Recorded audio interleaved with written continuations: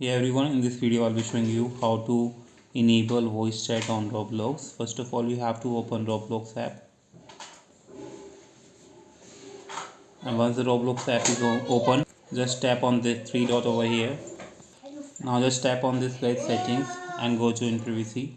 And once you're here guys, you just need to scroll down, and here you have to enable microphone to get or enable the voice chat.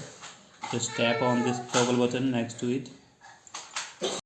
Just tap on this enable button next to it, and by enabling the microphone, you are allowing Roblox to use your mic to chat with voice.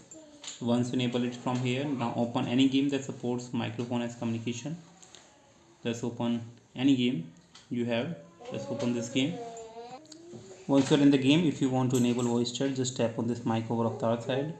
Now you can see the variation. It means your game voice chat feature has been enabled, so that's how you can use it. Hope you like it. Thanks for watching. Bye bye.